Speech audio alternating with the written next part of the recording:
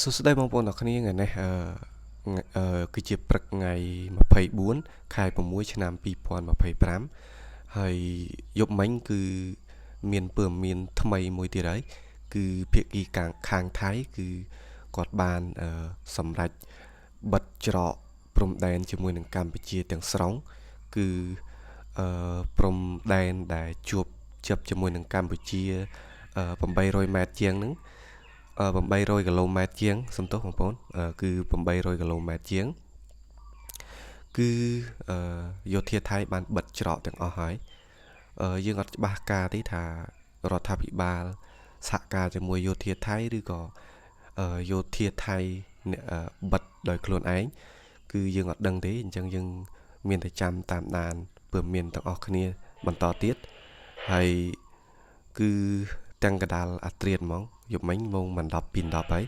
ដែលព័ត៌មាននេះបានប្រកាសថាថៃបានបិទច្រកទាំងអស់ដែលជាប់នឹងប្រទេសកម្ពុជាលែងឲ្យដំណើរការប៉ុន្តែលើកលែងតែអ្នកជំងឺហើយនឹងសិស្សសាលាទេដែលអនុញ្ញាតឲ្យចូលប្រទេសថៃអញ្ចឹងហើយនេះជាដំណឹងបន្តិនថ្មីមួយហើយយើងចាំមើលថារដ្ឋាភិបាលកម្ពុជាយើងតបតទៅថៃយ៉ាងម៉េចឬក៏យ៉ាងម៉ាព្រមមានចេញមកយ៉ាងណាទៀតចាំធ្វើការអាប់ដេតជូនបងប្អូនទាំងគ្នាទៀតប៉ុន្តែព្រឹកនេះគឺអាប់ដេតតែប៉ុណ្្នឹងទេព្រោះយប់មិញយប់ដែរគឺខ្ញុំអត់បានអាប់ដេតទេអញ្ចឹងអាប់ដេតឲ្យជូនបងប្អូនតែប៉ុណ្្នឹងគឺថៃបានប្រកាសបិទច្រកព្រំដែនជាមួយកម្ពុជាជាមួយ